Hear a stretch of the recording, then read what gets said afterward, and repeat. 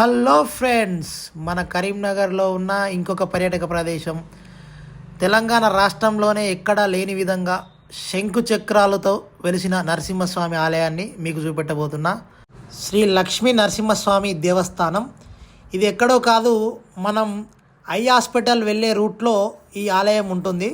Eye hospital దాటి రేకుర్తి పెద్ద చెరువు దగ్గర నుండి ఈ ఆలయానికి వెళ్ళవలసి ఉంటుంది.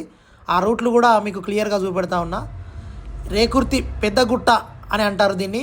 రేకుర్తి పెద్దగుట్టపై ఈ ఆలయం అయితే ఉంది. ఈ నరసింహస్వామి ఒక బండ చారికకే వెలిసి ఉన్నాడు.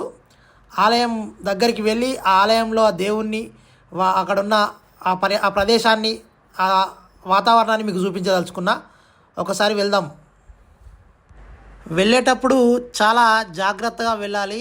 ఎందుకంటే ఈ రూట్ అనేది ఒక కొండను తవ్వి రూట్ వేసిర్రు. అక్కడ దాకా సిమెంట్ రోడ్ వేశారు.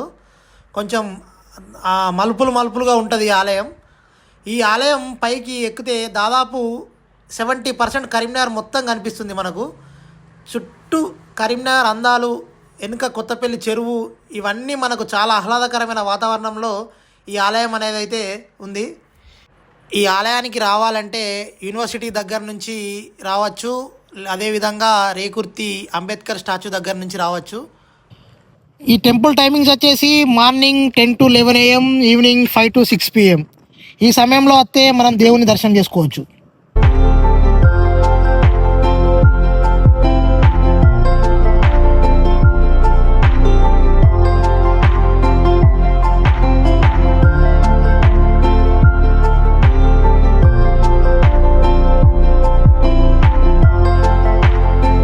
మనం చూసుకోవచ్చు గుట్టపై ఒక బండ పైన శంకు చక్రాలతో వెలిసిన నరసింహస్వామిని. ఈ నరసింహస్వామినే ఇక్కడ మనం దర్శనం చేసుకోవచ్చు. పక్కనే శంకు కూడా గోడకు వెలిసి ఉంది.